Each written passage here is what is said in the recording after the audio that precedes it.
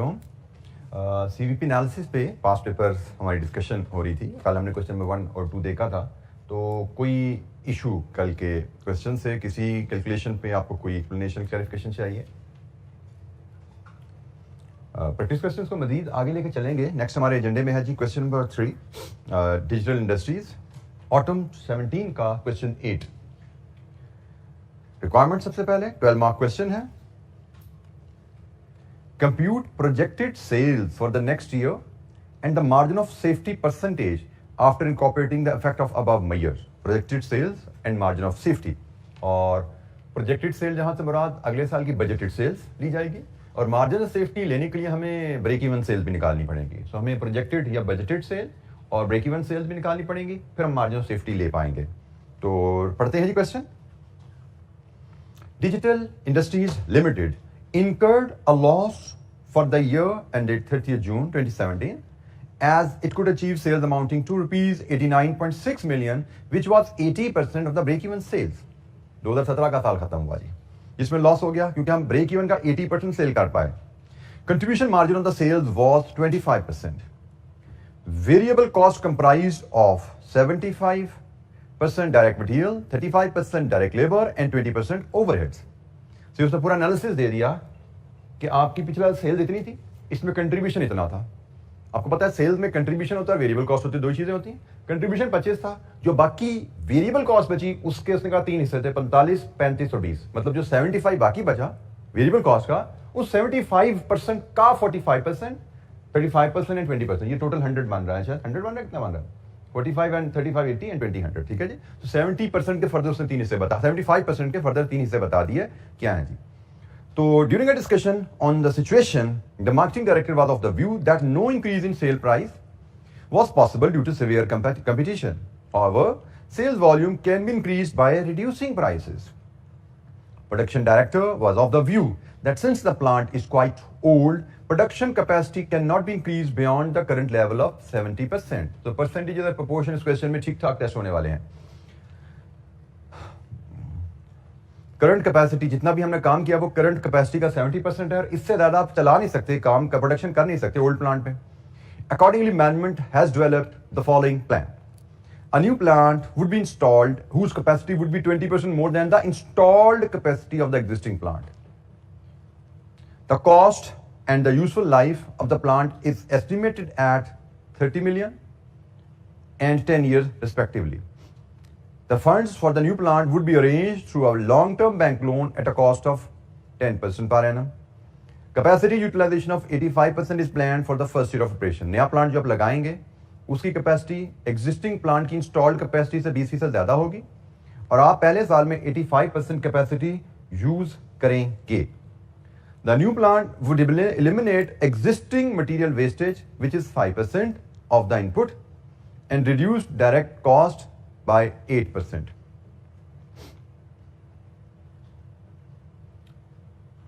Direct labour hours bye 8%। ठीक हो गया जी। मटेरियल एफिशिएंट वेस्टेज भी कम होगी 5% से, जो 5% ऑफ इनपुट है, और लेबर टाइम भी 8% से कम होगा। The existing plant was installed 15 years ago at a cost of 27 million. It has the remaining useful life of 3 years and would be traded in for 2 million. DIL depreciate fixed assets on a straight line basis over their estimated useful lives. To sell the entire production, selling price would be reduced by 2%. Material would be purchased in bulk quantity, which would reduce direct material cost by 10%. Direct wages would be increased by 8%, which would increase the production efficiency by 10%. Impact of inflation on the overheads would be 4%. So too many percentages involved in the question. और हमसे कहा गया है अगले साल की projected sales बताइए और फिर मार्जिन ऑफ सेफ्टी बताइए। तो अगले साल की प्रोजेक्टेड सेल्स के लिए हमें प्रोजेक्टेड सेल्स बनानी है, हमें फिर ब्रेक इवन सेल लानी है, और फिर ब्रेक इवन सेल और प्रोजेक्टेड सेल का डिफरेंस लेके मार्जिन ऑफ सेफ्टी बनाना है हमें। तो शुरू करते हैं जी प्रोजेक्टेड सेल से।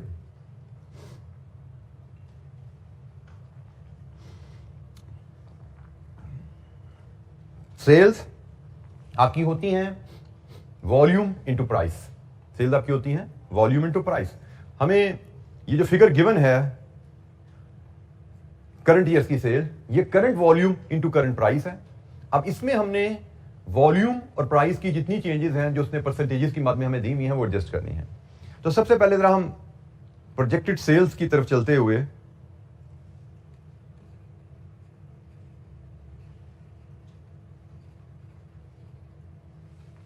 हमें बताया गया है कि हमारी करंट सेल्स 89.6 मिलियन है, देखते जाएगा। फिर उसने हमें पैरा नंबर 2 की लास्ट लाइन में बताया कि ये आपकी करंट फुल कैपेसिटी का 70% है। तो अगर मैं इसको 0.7 से डिवाइड करूं तो क्या ये मेरे करंट प्लांट की 100% कैपेसिटी की सेल बन गई? हमें बताया गया है पैरा नंबर 2 की सेकंड लाइन, साथ साथ पढ़ते जाइएगा, कि ये सेल्स हमारी प्लांट की कैपेसिटी का 70% है। मैं अगर ये 70 है तो डिवाइड विद 70 इंटू 100 करूं या डिवाइड विद 0.7 करूं, एक ही बात है ना। तो ये मेरी प्लांट की 100% कैपेसिटी प्रोडक्शन की सेल आ गई। मुझे कैपेसिटी 100% पे क्यों ले जानी थी? क्योंकि नोट नंबर 1 की पहले लाइन पढ़िए, नया प्लांट जो हम लेंगे मेरी प्लांट की कैपेसिटी इंस्टॉल्ड कैपेसिटी से 20% ज्यादा है, उसकी कैपेसिटी इससे 20% ज्यादा होगी। इसका मतलब मैं इसको 1.2 से मल्टीप्लाई कर दूं तो मुझे नए प्लांट की फुल कैपेसिटी आ गई। लेकिन क्या मैंने नए प्लांट की फुल कैपेसिटी चलानी है? नोट नंबर 1 में ही आपको बताया गया last line, capacity utilisation will be 85%। तो भाई इसको मल्टीप्लाई कर देंगे आप 0.85 से। ये हमने वॉल्यूम चेंजेस सारे एडजस्ट किए हैं। दोबारा देखिएगा, चूंकि नया प्लांट एग्जिस्टिंग प्लांट की इंस्टॉल्ड या फुल कैपेसिटी से 20% ज्यादा है, तो पहले मुझे एग्जिस्टिंग प्लांट की फुल कैपेसिटी पे सेल देखनी पड़ी। एग्जिस्टिंग प्लांट अगर फुल कैपेसिटी पे चले तो उसकी सेल कितनी होती है? नए प्लांट की उसकी फुल कैपेसिटी से, इंस्टॉल्ड कैपेसिटी से एक 70% उसकी यूज कैपेसिटी थी, पिछले साल हमने यूज किया। इंस्टॉल्ड कैपेसिटी तो 100 हुई ना, तो डिवाइड विद 70 into 100 या डिवाइड विद 0.7 एक ही बात है। ये एग्जिस्टिंग प्लांट की फुल कैपेसिटी आई, नया प्लांट उससे 20% ज्यादा कैपेसिटी का है, ये नए प्लांट की फुल कैपेसिटी की सेल है। लेकिन पहले साल हमने नया प्लांट सिर्फ 85% चलाना है, ये नए प्लांट की 85% कैपेसिटी पे सेल आ गई। लेकिन प्राइस कौन सी? पिछले साल की। हमने सिर्फ वॉल्यूम एडजस्ट किया है, प्राइस नहीं एडजस्ट की। अब प्राइस की बात कर लो, क्या अगले साल सेम प्राइस होने वाली है? 2% प्राइस कम होगी। ये कहां बताया गया उसने? नोट नंबर 2 में। इसका मतलब इसको 0.98 से भी जरब दे दें। ये है जी आपकी प्रोजेक्टेड सेल। कितनी है जी? रुपीज इन मिलियन में 127.95 मिलियन। ये है जी हमारी projected sale. Question reading is important. और बाकी अगर देखिए तो हमने सिर्फ मैथमेटिक्स इसमें किया, कुछ नहीं किया हमने। प्रोजेक्टेड सेल्स हमें सिर्फ बेसिक पता है कि सेल्स होती है क्वांटिटी इनटू प्राइस। क्वांटिटी में एडजस्टमेंट्स के फैक्टर थे वो ये थे, और प्राइस में एडजस्टमेंट का फैक्टर ये है। तो जनाब प्रोजेक्टेड सेल्स आ गई। अगले साल हमारी सेल्स क्या होंगी? अच्छा जी, अब हमने ब्रेक इवन सेल्स पे जाना है, फिर मार्जिन ऑफ सेफ्टी आएगा। तो ब्रेक इवन सेल्स हमारी जो बनेगी that will be fixed cost over CS ratio. Fixed cost over CS ratio, यही है ना ब्रेक इवन सेल्स का फार्मूला। ठीक है, रेवेन्यू ये रुपीज है, ये भी रुपीज में आ जाएगा, और यहां से फिर हम मार्जिन ऑफ सेफ्टी ले लेंगे। ठीक है, इसके बाद हम margin of safety as percentage बोला है उसने। तो जनाब हम कहेंगे अगर ये ए वैल्यू है, ये बी वैल्यू यहां पे आएगी, तो मार्जिन ऑफ सेफ्टी जो हम यहां पे लेंगे वो ए माइनस बी ओवर ए इंटू 100। ये हमारा मार्जिन ऑफ सेफ्टी यहां से निकल आएगा। ठीक हो गया जी। तो अब हम ब्रेक इवन सेल्स की तरफ चलते हैं। ब्रेक इवन सेल्स में हमें दो फिगर चाहिए, एक फिक्स कॉस्ट चाहिए, एक सीएस रेशियो चाहिए। और ख्याल रखना है फिक्स कॉस्ट कौन सी चाहिए? अगले साल की, क्योंकि अगले साल का ब्रेक इवन निकालना चाह रहे हैं ना। बल्कि let me add the word projected here. Projected, जैसे प्रोजेक्टेड सेल्स है ना अगले साल की, इसी तरह हमें प्रोजेक्टेड फिक्स कॉस्ट चाहिए। हम प्रोजेक्टेड फिक्स कॉस्ट के लिए वर्किंग 1 बनाएंगे, सीएस रेशियो के लिए वर्किंग 2 बनाएंगे, और हमारा यहां पे वैल्यूज हमें मिल जाएंगे। Let's start with working 1 fixed cost. बल्कि फिर मैं यहां पे वर्ड ऐड कर दूं, प्रोजेक्टेड फिक्स्ड कॉस्ट। अगले साल हमारी फिक्स्ड कॉस्ट क्या होगी? अच्छा जी, इस क्वेश्चन में हमें अगले साल फिक्स्ड क्या हो कॉस्ट क्या होगी ये तो नहीं बताया गया, लेकिन हमें करंट फिक्स्ड कॉस्ट क्या है ये निकालने का डाटा अवेलेबल है, और अगले साल फिक्स्ड कॉस्ट में चेंजेस क्या क्या आनी है ये बताया गया हमें। जैसे करंट हमें करंट फिक्स कॉस्ट लेनी है। करंट फिक्स कॉस्ट नंबर 2017 की करंट फिक्स कॉस्ट लेंगे और इसमें फिर अगले साल में क्या क्या चेंजेस आने वाली हैं एडजस्ट करेंगे। तो starting with current fix cost, मैंने एक आपको शुरू में सीवीपी एनालिसिस शुरू किया था, एक प्रिंसिपल अंडरलाइन करवाया था, मैंने कहा था बड़ी जगह ये इस्तेमाल होगा आपके। क्या था वो? Contribution at break even is equal to fix cost. तो यह आपकी करंट फिक्स कॉस्ट वहां से निकलेगी। करंट ब्रेक इवन सेल्स आप निकालेंगे, उसका जो कंट्रीब्यूशन होगा वो आपकी करंट फिक्स कॉस्ट है। ठीक है, तो हमारी करंट सेल्स 89.6 मिलियन है, बढ़िया ब्रेक इवन नहीं है। ये है ब्रेक इवन का दूसरा जुमला, ब्रेक इवन का 80%, इसका मतलब ब्रेक इवन सेल ये है। एग्रीड? और कंट्रीब्यूशन रेशियो क्या है? 25%। लीजिए जी, ये आपकी ब्रेक इवन सेल्स का कंट्रीब्यूशन आ गया। कितना आया?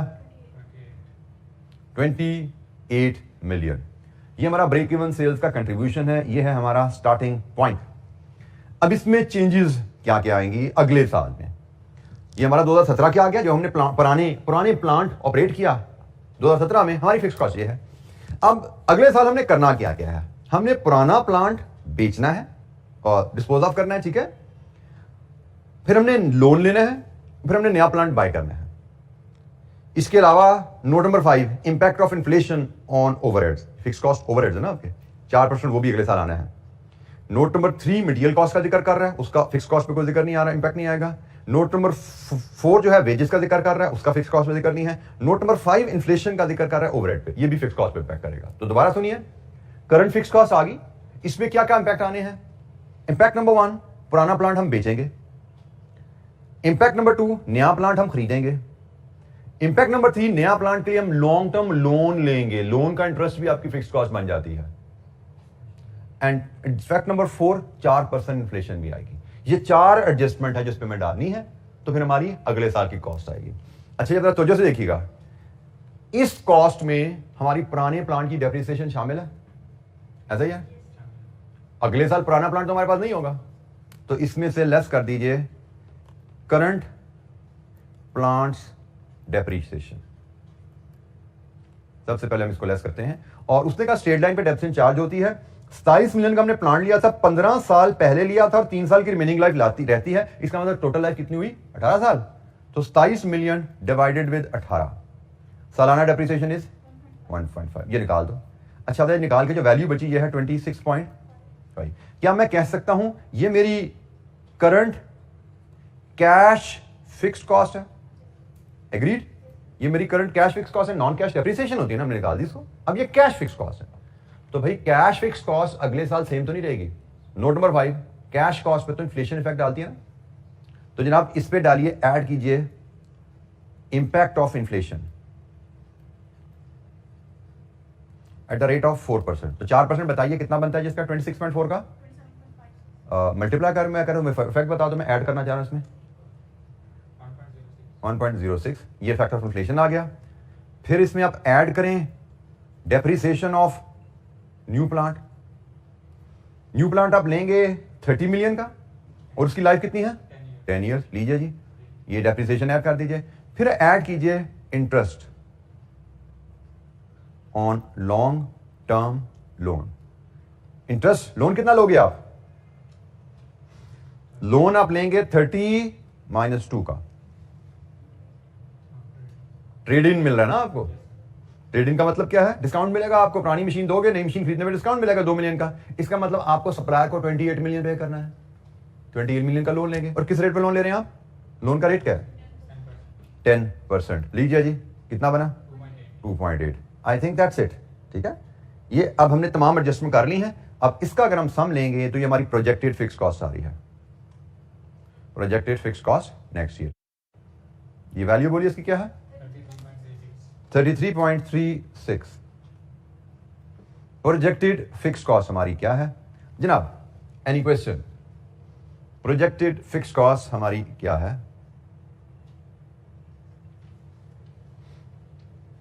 33.36। क्वेश्चन को सीवीपी एनालिसिस के क्वेश्चन में आपको परसेंटेजेस प्रोपोर्शन बहुत ज्यादा यूज होने वाले हैं। जैसे क्वेश्चन में आप देख रहे हैं, प्रोजेक्टेड सेल्स में हमने कितना ज्यादा हमने फिगर्स को यूज किया, करंट फिक्स कॉस्ट में फिगर्स यूज हुई हैं, परसेंटेज एंड प्रोपोर्शन। क्वेश्चन को केयरफुली पढ़ना और तमाम परसेंटेजेस प्रोपोर्शन को अप्रोप्रिएटली ट्रीट करना। 33.36 हमारी प्रोजेक्टेड फिक्स कॉस्ट आ गई। 33.36 मिलियन, ये प्रोजेक्टेड फिक्स कॉस्ट है जी। अब हमें CS रेशियो चाहिए, working to CS ratio. CS ratio हमारी क्या होती है जी? कंट्रीब्यूशन डिवाइडेड विद सेल्स, ऐसे ही। यहां पे अब हम डाटा यूज करेंगे projected contribution over projected sales, क्योंकि ख्याल रखना है हम अगले साल का ब्रेक इवन निकाल रहे हैं ना। हमने फिक्स कॉस्ट भी अगले साल के लिए है, CS रेशियो भी अगले साल के लिए नहीं है। CS रेशियो करंट ईयर की पता है हमें 25, लेकिन अगले साल वो नहीं रहेगी क्योंकि प्राइस कम हो रही है, वेरिएबल कॉस्ट में चेंजेस आ रही हैं, इसका मतलब CS रेशियो सेम नहीं रहने वाली। हमें अगले साल की CS रेशियो निकालनी है। इसके साथ भी मैं चलें आपकी आसानी के लिए बार बार मैं लिख रहा हूं प्रोजेक्टेड CS रेशियो निकालनी है हमने, ठीक है। अगले साल हमारी CS रेशियो क्या रहेगी, उसके लिए अगले साल का कंट्रीब्यूशन, अगले साल की सेल्स। अब इसमें हमारे पास प्रोजेक्टेड सेल्स की फिगर तो ऑलरेडी अवेलेबल है, हमने ऊपर निकाली भी है 127 पॉइंट और 127.95 सेल्स माइनस वेरिएबल कॉस्ट। लीजिए जी वर्किंग 2.1, हम प्रोजेक्टेड वेरिएबल कॉस्ट ले हैं तो हमारा मामला हल हो जाता है। कंट्रीब्यूशन क्या होता है? सेल्स माइनस वेरिएबल कॉस्ट, ठीक है। तो अब हम सिर्फ प्रोजेक्टेड वेरिएबल कॉस्ट बना लें तो हमारी यहां पे CS रेशियो आ जाएगी। परसेंटेज में लेना चाहे, प्रोपोर्शन में लेना चाहे, 100 से मल्टीप्लाई करना या नहीं करना ये हमारी मर्जी है।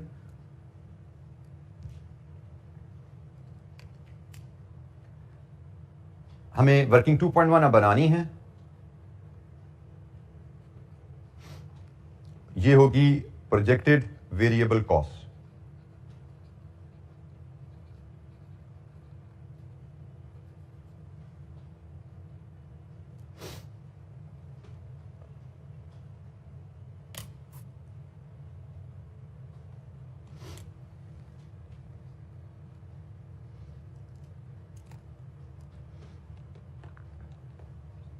अब यहाँ पे फिर जरा तवज्जो चाहिए क्योंकि काफ़ी ये मज़ेदार क्वेश्चन है जो मैं शुरू से आपको डराता आ रहा था ना, परसेंटेज प्रोपोर्शन चाहिए, उसकी पीक है यहाँ पे।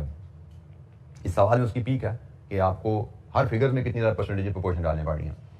अच्छा, यहाँ पे अब हमारे पास क्या इशू है?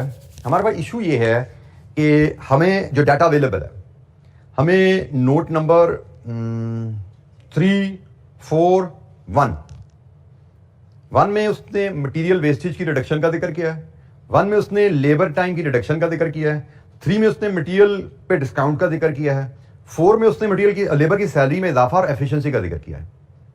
मतलब उसने 1 2 3 4 जो पॉइंट्स हमने पढ़े हैं सब में चेंज इन कॉस्ट का जिक्र किया है। ऐसा ही है, पिछले साल के मुकाबले में कॉस्ट में क्या चेंज आएगी, क्वांटिटी वाइज, आवर्स वाइज या रेट वाइज। ऐसा ही है। इसका मतलब हमारा स्टार्टिंग पॉइंट क्या होगा? पिछले साल के हिसाब से हमारी कॉस्ट क्या बनती है, फिर उसमें चेंजेस डाल दो, ठीक है। मतलब हमने अगर यही सेल करनी होती, पिछले साल के हिसाब से मटेरियल कॉस्ट हमारी क्या है, उसमें वेस्टेज का और रेट का फर्क डाल दो। अगर हमने यही सेल करनी है, पिछले साल के हिसाब से हमारी लेबर कॉस्ट क्या है, उसमें एफिशिएंसी और रेट का असर डाल दो। पिछले साल के हिसाब से हमारी वेरिएबल ओवरहेड की कॉस्ट क्या है, उसमें इन्फ्लेशन का असर डाल दें। इसका मतलब हमारा स्टार्टिंग पॉइंट है पिछले साल के हिसाब से हमारी वेरिएबल कॉस्ट। तो पिछले साल के हिसाब से हमारी वेरिएबल कॉस्ट जो है वो है नोट पैरा नंबर 1 में कि पिछले साल हमारा कंट्रीब्यूशन मार्जिन 25% था। इसका मतलब पिछले साल हमारी वेरिएबल कॉस्ट 75% थी। लेकिन यहां पे क्या है, वो क्या है कि पिछले साल की प्राइस का 75 थी, इस साल की प्राइस पिछले साल की प्राइस वाली नहीं है। आई समझ? तो हम जनाब सबसे पहले निकालते हैं projected variable cost at last year cost level. पिछले साल की कॉस्ट लेवल के हिसाब से हमारी प्रोजेक्टेड वेरिएबल कॉस्ट क्या बनती है। तो जनाब हमारी प्रोजेक्टेड सेल्स 127.95 है, ये हमारी प्रोजेक्टेड सेल्स हैं, लेकिन इनमें प्राइस 2% कम है। 2% प्राइस बढ़ा दो और फिर इसका 75% ले लो। समझ आती है बात? ये हमारी projected variable cost last year cost level पे आ गई। प्राइस इसमें 2% कम है ना पिछले साल से, 2% प्राइस बढ़ाई और फिर पिछले साल का तरीकाकार क्या था, प्राइस का 75% वेरिएबल। ठीक है, तो ये पिछले साल के प्राइस का 75% वेरिएबल कितनी बनती है जी? Rupees in million 97.92। ये जी हमारा स्टार्टिंग पॉइंट, इसलिए यहां पे इसको क्लोज कर दिया हमने। ये तो स्टार्टिंग पॉइंट लिया हमने कि अगर हम पिछले साल के हिसाब से चलते तो इन सेल्स में ये वेरिएबल कॉस्ट होती, लेकिन हमने पिछले साल के हिसाब से चलना नहीं है, अगले साल में कुछ चेंजेस हैं। तो जनाब अगले साल में चेंजेस के लिए चलते हैं, हमें मटेरियल, लेबर और वेरिएबल ओवरहेड्स की फिगर डिटरमिन करनी है। अब जरा तो जैसे देखिएगा, आपको बताया गया है कि पिछले साल वेरिएबल कॉस्ट में 97.92 में 45% मटेरियल कॉस्ट थी, ऐसे ही है। टोटल वेरिएबल कॉस्ट में 45% मटेरियल थी। और अगले साल इसमें चेंजेस क्या क्या आनी है? एक तो इसमें चेंज आनी है, इसकी वेस्टेज 5% से कम हो जाएगी, ये लिखा नोट नंबर 1 में, पैरा नंबर 2 में उसने कहा जी will eliminate existing material wastage which is 5% of input. अब यहां पे फिर तो कीजिएगा, मटेरियल कॉस्ट हमारी ये है पिछले साल के हिसाब से, लेकिन अगले साल वेस्टेज कम हो जानी है। हमें पता है कि material cost input gross quantity पे मेजर किया जाता है, तो उसने कहा जी ग्रॉस का 5% पहले वेस्ट हो जाता था, अब वो वेस्ट नहीं होगा, इसका मतलब हमारी कॉस्ट 95%, क्वांटिटी 5% कम इस्तेमाल होगी ना, तो 5% क्वांटिटी कम इस्तेमाल होगी। मैं इसको 0.45 कर देता हूं, 45 की जगह क्वांटिटी 5% कम होगी। हमारी कॉस्ट इनपुट ग्रॉस पे मेजर की जाती है, ग्रॉस का 5% पहले लॉस हो जाता था, 95% बचता था, अब वो कह रहे जी इस्तेमाल ही 95 होगा, लॉस होना ही नहीं है, तो इसका मतलब हमारी कॉस्ट अब ये रह जाएगी। सिर्फ यही नहीं है, इसके अलावा एक और इम्पैक्ट भी है पॉइंट नंबर 3 में, बल्क परचेज करोगे तो डिस्काउंट मिलेगा 10% का, मतलब प्राइस पे भी 10% का इफेक्ट आएगा। ये पिछले साल के हिसाब से मटेरियल कॉस्ट है, 5% क्वांटिटी रिड्यूस होगी, 10% आपका रेट कम हो गया। अगले साल की प्रोजेक्टेड मटेरियल कॉस्ट आ गई कितनी जी? 37.67, ये अगले साल की प्रोजेक्टेड लेबर कॉस्ट। इसी तरह मटेरियल लेबर की कहानी, एग्जिस्टिंग लेवल के हिसाब से लेबर कॉस्ट 35% है, एग्जिस्टिंग कॉस्ट लेवल के हिसाब से लेबर कॉस्ट 35% है, पैरा नंबर 1 में बताया गया है लास्ट लाइन में 35% डायरेक्ट लेबर है। अब अगले साल इसमें क्या क्या चेंजेस आने वाली हैं? Point number 1 para number 2, reduce direct labour hours bye 8%। Labour hours नए प्लांट की वजह से 8% कम हो जाएंगे, तो जनाब कॉस्ट होती क्या? Hours into rate. आवर्स कम हुए, ये आवर्स की सेविंग का इंपैक्ट आ गया, यही आता है ना, 8% हमारे आवर्स कम हो गए, 0.92 हो गया। इसके बाद लेबर का जिक्र आता है नोट नंबर 4 में, direct wages would be increase by 8%। 8% rate बढ़ाना पड़ेगा, आपको इंक्रीमेंट देनी पड़ेगी अगले साल, 8% रेट बढ़ाना है तो 1.08, क्योंकि यहां पे आवर्स इनटू रेट है ना, ये आवर्स इनटू रेट, तो आवर्स की एडजस्टमेंट है या रेट की एडजस्टमेंट है, मल्टीप्लाई करते जाइए। ये आवर्स कम हुए, ये रेट बढ़ा, और इसी नोट नंबर 4 में लिखा हुआ है would increase the production efficiency by 10%। Efficiency बढ़ने का मतलब आवर्स पे इंपैक्ट क्या है? आवर्स बढ़ेंगे कम होंगे? कम होंगे, तो जनाब ये एफिशिएंसी की वजह से भी 10% आवर्स कम हो गए। ये आवर्स 8% कम हुए प्लांट की टेक्नोलॉजी की वजह से, नया प्लांट आया उसकी टेक्नोलॉजी की वजह से 8% कम हुए, और ये 10% कम हुए आवर्स इंक्रीमेंट देने की वजह से, स्टाफ में मोटिवेशन आई, वो भी कम हो गया। लीजिए जनाब वेरिएबल लेबर यहां से क्या आई रिवाइज हमारी 30.65।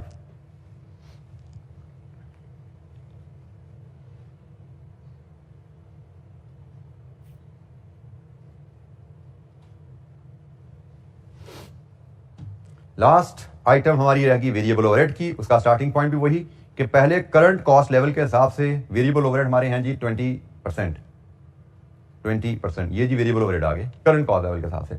अब इसमें क्या क्या चेंज आना है, तो मुझे जो नजर आ रहा है इसमें सिर्फ एक ही चेंज आना है, नोट नंबर 5 इन्फ्लेशन 1.04, 4% इन्फ्लेशन का इफेक्ट आना है। तो जनाब अगले साल के वेरिएबल ओवरहेड क्या आते हैं?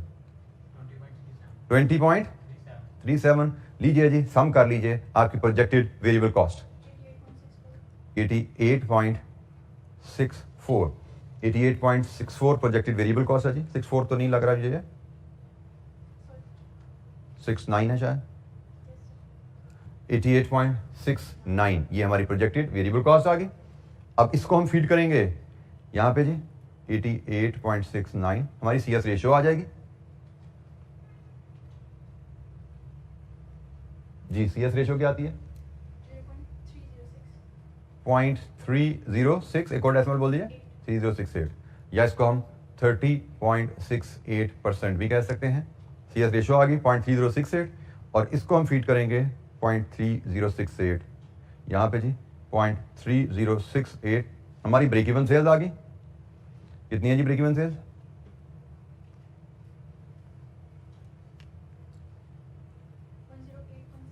108.74 और margin of safety A minus B over A into 100, margin of safety as percentage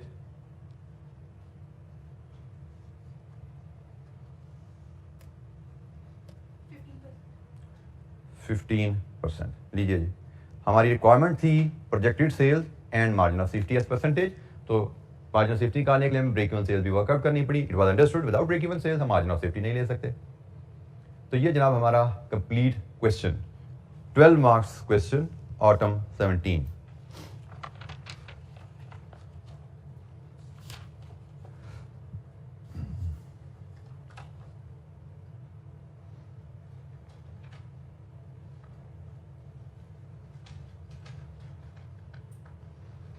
marking scheme page 591 पे इसकी अगर आप देखें, वेरिएबल कॉस्ट कैलकुलेट करने के 5 नंबर हैं।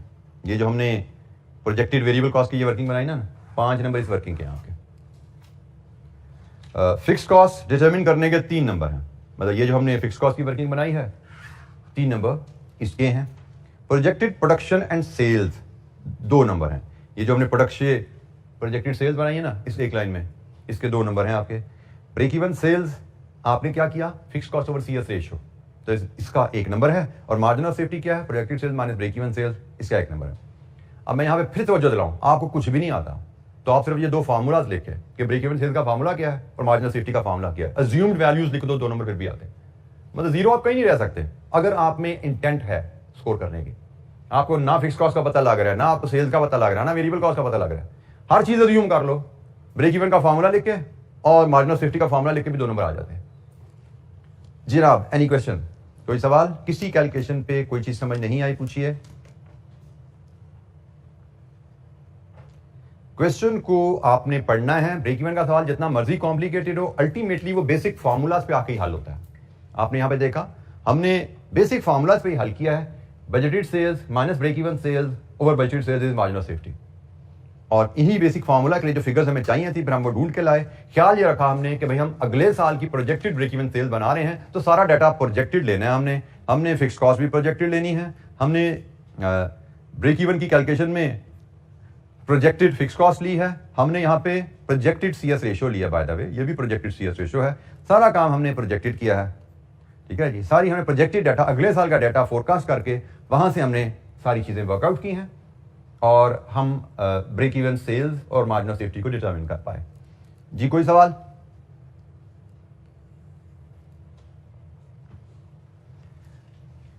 अच्छा जी, एक और क्वेश्चन देखते हैं। ये क्वेश्चन भी थोड़ा डिफरेंट है। हर क्वेश्चन में हमें कुछ ना कुछ नया मिलेगा, इसमें कुछ नया एस्पेक्ट में सीखना है जो इससे पहले क्लास में डिस्कस नहीं हुई बात, यहां पे डिस्कस होगी। Calculate the minimum number of units to be sold in remaining 10 months to enable WL to pay the desired dividend. रहने वाले 10 महीने में कितने यूनिट्स बेचें? अब ये ब्रेक इवन यूनिट्स की बात नहीं कर रहा, ये कह रहा है रिमेनिंग 10 महीने में कितने यूनिट बेचें कि आप डिजायर्ड डिविडेंड पे कर सकें। हमने तो पढ़ा था units to be sold to earn target profit, यहां पे उसने टारगेट प्रॉफिट नहीं टारगेट डिविडेंड कर दिया, लेकिन डिविडेंड भी तो प्रॉफिट में से पे होता है ना। तो आप समझिए एक स्टेप हमें पीछे लाना पड़ेगा इसको, भाई ये डिविडेंड पे करना है, इस डिविडेंड के लिए प्रॉफिट कितना कमाना पड़ेगा, फिर ब्रेक इवन का फार्मूला फिट होगा। क्योंकि number of units to be sold to determine target profit वो हमें आता है, तो डिविडेंड प्रॉफिट में से ही जाना है। हम टारगेट डिविडेंड से टारगेट प्रॉफिट बनाएंगे और फिर वो फार्मूला लग जाएगा हमारा, यूनिट्स कितने बेचने हैं टारगेट मुनाफे के लिए। और ये 10 महीने का क्या चक्कर है, इसको भी पढ़ते हैं जरा, ये भी बड़ा इंटरेस्टिंग क्वेश्चन है जी। Washington limited is a listed company having paid up capital of 140 million, क्योंकि डिविडेंड है ना, डिविडेंड आपको पता है as a percentage of paid up capital पे होता है, इसलिए उसने पेड अप कैपिटल का जिक्र किया। WL deals in manufacturing of washing machines. Following are the extracts from the budgeted statement of profit or loss for the year ending 31st December 2018. ये budget है जी हमारा, रुपीज इन थाउजेंड में figure है। Sales revenue 10,000 per unit के हिसाब से कितने, 168 million. Cost of good sold जिसमें 21.2 फिक्स्ड है। ग्रॉस प्रॉफिट क्या आया, ऑपरेटिंग एक्सपेंसेस जिसमें 4.5 मिलियन फिक्स्ड है। Profit before tax and profit after tax सादा सा P&L है बजटेड, ठीक है जी। एडिशनल इंफॉर्मेशन, ये बजट बनाया था 2018 का, फिर क्या हुआ? N analysis of actual result for the first 2 months of the year 2018 shows that 2 महीने गुजर गया जी, बजट था 2018 का पूरा, जनवरी फरवरी गुजर चुका है और एक्चुअल रिजल्ट उसके क्या है? Due to change in import duty structure, imported products have become available in the market at much cheaper prices. Consequently, it was decided to reduce the selling price to 9,500 per unit with effect from 1st January. Budget हमने क्या किया था? 10,000, लेकिन जैसे ही साल शुरू हुआ, में 1 जनवरी को ही प्राइसेस 500 कम करनी पड़ गई क्योंकि कंपटीशन आ गया था। 1500 washing machines were sold during the period. Due to increase in raw material prices with effect from 1st January, variable cost of sales has increased by 5%. तो 1 जनवरी से ही प्राइस 500 कम हुई है और 1 जनवरी से ही वेरिएबल कॉस्ट ऑफ सेल 5% बढ़ गई है, ठीक हो गया। ये 2 इफेक्ट आ गए आपके 1 जनवरी से ही। इसके बाद क्या कहता है जी? To boost the sales, WL has decided to launch a promotion campaign at an estimated cost of 5 million। क्योंकि अब प्रेशर आ गया इंपोर्टेड प्रोडक्ट मार्केट में आने की वजह से, आपकी सेल्स मुश्किल हो रही थी, सेल्स को बूस्ट करने के लिए 5 मिलियन का कैंपेन चलाने का भी इरादा किया है, जो कि ऊपर बजट में शामिल नहीं है शायद। The directors of WL wish to pay 5% dividend to its ordinary share holder. However, according to the agreement with the bank, WL can not pay dividend exceeding 80% of its profit after tax. आपका dividend 80% of profit after tax से ज्यादा नहीं हो सकता। तो मैंने आपको क्या कहा था? डिविडेंड से हमने टारगेट प्रॉफिट पे जाना है कि भैया डिविडेंड पे करना है तो कितना मुनाफा कमाना पड़ेगा, उस पे जाना पड़ेगा हमें। अच्छा जी, अब हमें उसने कहा है calculate the number of units to be sold in remaining 10 months। 1500 units already हम बेच चुके हैं 2 महीने में। 2 महीने गुजर गए, 1500 यूनिट बेचे हैं, किस प्राइस पे बेचे हैं, क्या कॉस्ट है, उसने बता दिया। अब वो कह रही है बाकी 10 महीने में कितने यूनिट्स बेचे कि हम target dividend, desired dividend pay कर सकें। अच्छा, यहां पे अब स्टेप वाइज अगर सोचें हमें सबसे पहले 2 चीजें चाहिए होती हैं हमें। अगर हम सिंपली 2 महीनों को अगर छोड़ें तो हम क्या देखते हैं कि हम fixed cost plus target profit divided with contribution per unit करते हैं, ऐसा ही है। Fixed cost plus target profit divide with contribution per unit करते हैं।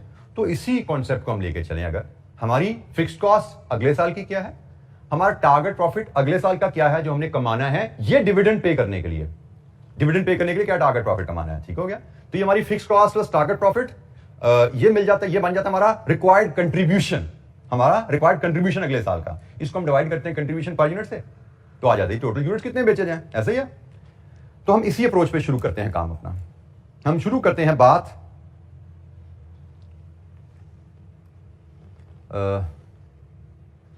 हम कहते हैं हम रिक्वायर्ड कंट्रीब्यूशन जानना चाहते हैं। रिक्वायर्ड कंट्रीब्यूशन हमारा होगा टारगेट प्रॉफिट, और टारगेट प्रॉफिट में हम ऐड करेंगे फिक्स्ड कॉस्ट, ऐसा ही है। Fixed cost plus target profit यही होता है ना। अच्छा, अब फिक्स्ड कॉस्ट तो हमें रेडीली अवेलेबल है, हमें क्वेश्चन में ही बताया गया है कि कॉस्ट ऑफ गुड्स सोल्ड में फिक्स्ड कॉस्ट है 21.2 और ऑपरेटिंग एक्सपेंसेस में फिक्स्ड कॉस्ट है 4.5, और फिर मजीद बताया गया है एडवर्टीजमेंट कैंपेन 5 मिलियन की लॉन्च होगी, ये भी तो फिक्स कॉस्ट है। तो जनाब हमारी फिक्स कॉस्ट क्या होगी अगले साल की, बताइए सर। 30.7 मिलियन। हम रुपीज इन मिलियन में ही बात करते हैं, रुपीज इन मिलियन 30.7। अच्छा जी, अब यहां पे एक कॉन्सेप्ट थोड़ा सा जो मैं कहता आपको नई चीज जो सीखनी है, मैं इसके लिए एक वर्किंग 1 बनाता हूं जी, रिक्वायर्ड कंट्रीब्यूशन एक वर्किंग 1 में आता हूं, जिसमें मैं टारगेट प्रॉफिट पे आपको लेकर जाता हूं। सबसे पहले तो मुझे टारगेट डिविडेंड चाहिए। टारगेट डिविडेंड मेरा क्या है, मेरा टारगेट डिविडेंड है 5%। तो जनाब 5% ऑफ पेड अप कैपिटल कितना बनता है जी टारगेट डिविडेंड मेरा? 7 मिलियन, ये मेरा टारगेट डिविडेंड है। अच्छा जी, अब हमें बताया गया है कि हमारा टारगेट डिविडेंड प्रॉफिट, हमारा डिविडेंड प्रॉफिट आफ्टर टैक्स का ज्यादा से ज्यादा 80% हो सकता है। इसका मतलब मेरा टारगेट प्रॉफिट आफ्टर टैक्स क्या है, 7 मिलियन डिवाइड विद 0.8, 80% हो सकता है ना। तो प्रॉफिट आफ्टर टैक्स 100%, वो क्या होगा 8.75 मिलियन। अच्छा, अब यहां पे जो कैच है आपके लिए, जो लर्निंग है बल्कि मैं कहूंगा नहीं, हम सीवीपी के फॉर्मूला में जो fix cost plus target profit करते हैं ना, वो टारगेट प्रॉफिट कौन सा होता है, पहले हमने नहीं पढ़ा था, अब मैं आपको बता रहा हूं। वो टारगेट प्रॉफिट बिफोर टैक्स होता है। ये बात पहले हमने डिस्कस नहीं की थी, लेकिन अब चूंकि टैक्सेशन का जिक्र आ गया तो हमने ये एडिशनल नॉलेज यहां पे ऐड कर लिया। सीवीपी के फार्मूलाज में fixed cost plus target profit जब करते हैं और टारगेट प्रॉफिट बिफोर टैक्स होता है। तो जनाब अगर हमें प्रॉफिट आफ्टर टैक्स पता है और हमें टैक्स का रेट पता है, टैक्स का रेट क्या है जी 30%, तो हम टारगेट प्रॉफिट बिफोर टैक्स ले सकते हैं। It will be 8.75 divide with 0.7, agreed? कितना बना? 12.5 मिलियन। लीजिए जी, ये हमारा टारगेट प्रॉफिट बिफोर टैक्स आ गया 12.5। 12.5 ये हमारा जी फिक्स कॉस्ट, टारगेट प्रॉफिट आ गया, ये फिक्स कॉस्ट आ गई। लीजिए जी, ये हमारा आ गया रिक्वायर्ड कंट्रीब्यूशन। रिक्वायर्ड कंट्रीब्यूशन आ गया हमारा कितना जी? 43.20। अब जरा तुझे से देखिएगा, मैं इसको थोड़ा आंसर से डिफरेंटली प्रेजेंट कर रहा हूं। रिक्वायर्ड कंट्रीब्यूशन आ गया, अगर मैं इसको डिवाइड कर दूं कंट्रीब्यूशन पर यूनिट से, जो कि एक्चुअली हमने अर्न किया है, 2 महीने का उसने बता दिया ना हमने क्या अर्न किया। अगर मैं इसको एक्चुअल कंट्रीब्यूशन पर यूनिट से डिवाइड कर दूं तो मुझे क्या मिल जाएगा? टोटल यूनिट्स सेल रिक्वायर्ड, ऐसा ही है। और इसमें से फिर मैं लेस कर दूं already sold in first 2 months, already sold in 2 months. अगर मैं लेस कर दूं तो मुझे क्या मिल जाएगा? Units to be sold in remaining 10 months.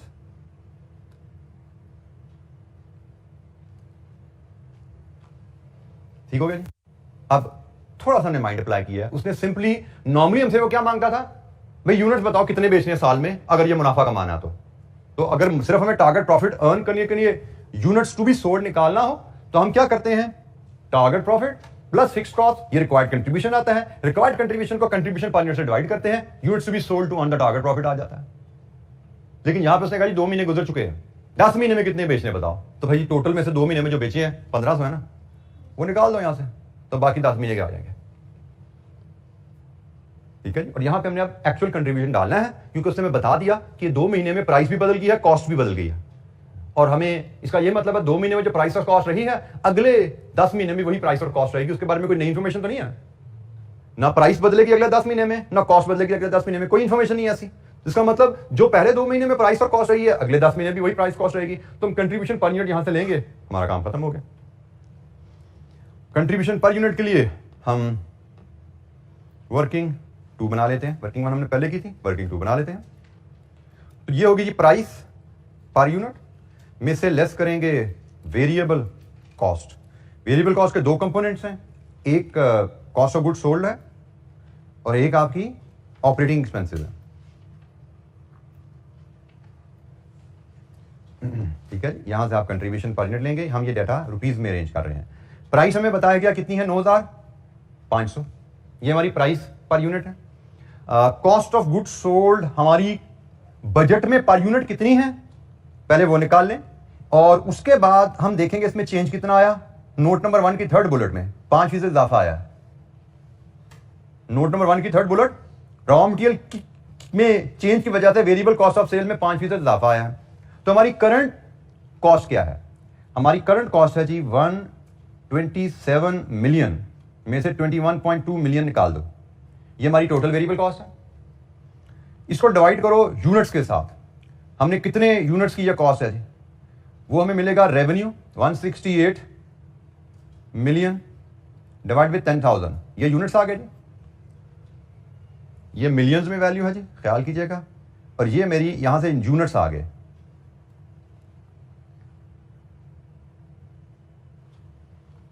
जब मैंने वेरिएबल कॉस्ट को यूनिट से डिवाइड किया तो मेरे पास क्या आ गई?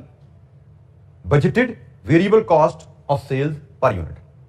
Budgeted variable cost of sales per unit आ गई। नोट नंबर 1 की बुलेट नंबर 3, इसमें 5% इजाफा आएगा। तो जनाब 5% इजाफा डालिए, ये कहां पर जाएगी कॉस्ट? दिस, ये मिलियन में ख्याल कीजिएगा और मुझे रुपीज में यहां पे वैल्यू देनी है आपने।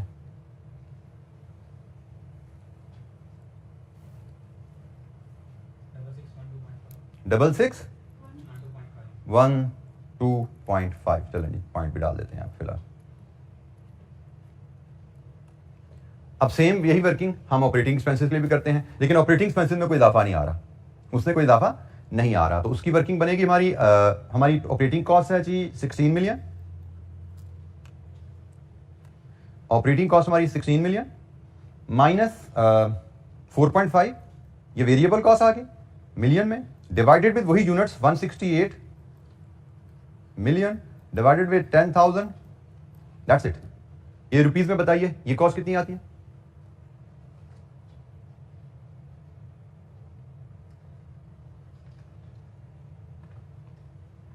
Operating variable operating expenses 680.5। लीजिए जी, अब कंट्रीब्यूशन पर यूनिट बताइए, यहां से क्या हमने अर्न किया पहले 2 महीने में? 2203।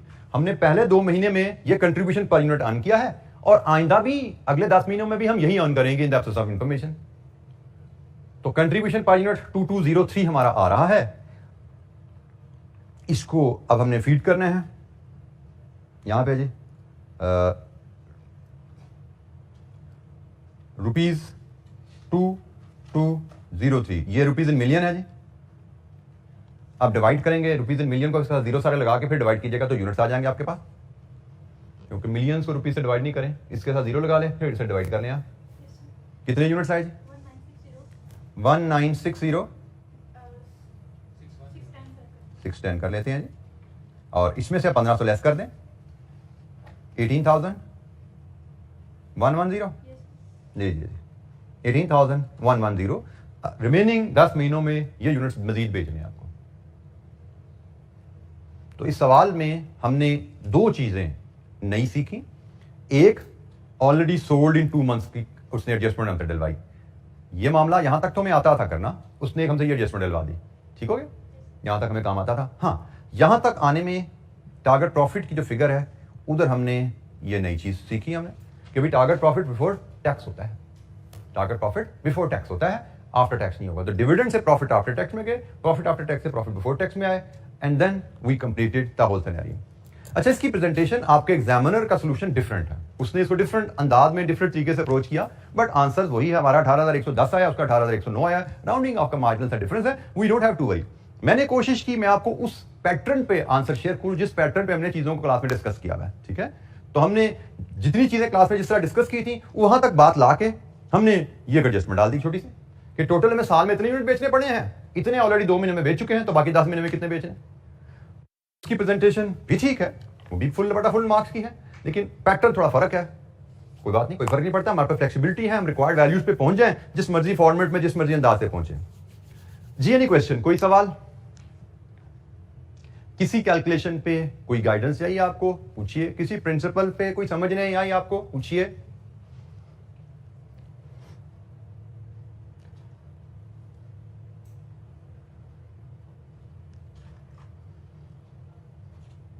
ये हमारी 2 वर्किंग्स हैं, एक टारगेट प्रॉफिट बिफोर टैक्स जो कि हमने यूज किया सीवीपी कैलकुलेशन में, प्रॉफिट बिफोर टैक्स, और ये हमारी कंट्रीब्यूशन पर यूनिट। जी बेटा वेरिएबल कॉस्ट क्वेश्चन में आपको गिवन है, कॉस्ट ऑफ सेल्स और ऑपरेटिंग कॉस्ट दोनों में वेरिएबल कॉस्ट है। आपको बताया गया है आपके कॉस्ट ऑफ सेल्स बजट में 127 टोटल है, जिसमें से ये फिक्स्ड है, हमें तो वेरिएबल चाहिए थे ना, फिक्स लैदा कर दिया मैंने, इसको मैंने डिवाइड कर दिया नंबर ऑफ यूनिट से, तो वेरिएबल कॉस्ट पर यूनिट आ गई। ये तो आ गई बजट में वेरिएबल कॉस्ट पर यूनिट, लेकिन हमें तो अगले साल की चाहिए ना, उसमें उसने देखा 5% इजाफा आ जाएगा, नोट नंबर 1 की बुलेट नंबर 3। तो बजट में वेरिएबल कॉस्ट पर यूनिट क्या है, ये यूनिट सोल्ड निकाले बेटा हमने, सेल्स डिवाइड विद प्राइस, ये यूनिट्स आ गए, ठीक है। तो total variable cost divide with total unit sold, variable cost per unit आ गई, उसमें 5% इजाफा किया तो ये आ गई। सिमिलरली यहां पे total variable operating cost divide with unit sold, इसमें कोई चेंज नहीं है, जितना बजट में था उतना ही आ गया यहां पे, ठीक है जी। कोई और सवाल?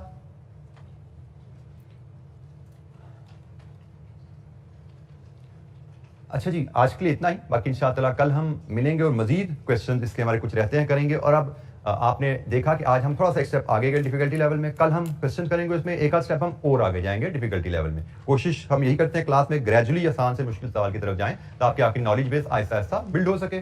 तो अगले जो सवाल है उसमें यू कैन एक्सपेक्ट कि आपको मजीद कुछ कॉम्प्लेक्सिटी नजर आएंगी, लेकिन कॉम्प्लेक्सिटी जितनी भी हो ultimately it comes down to basic formula. आपने सवाल को पढ़ के सिर्फ बेसिक फार्मूला ढूंढना है जिसपे आपने उसको हल करना है। जैसे यहाँ बेसिक फार्मूला था fix cost plus target profit divide with contribution per unit, ये बेसिक फार्मूला यहाँ पे अप्लाई होना था। हमने इस फार्मूले के हिसाब से चीजों को ऑर्गेनाइज किया। ठीक है, आज के इतना ही, बाकी इंशाल्लाह कल मिलेंगे। थैंक यू वेरी मच, अस्सलाम वालेकुम।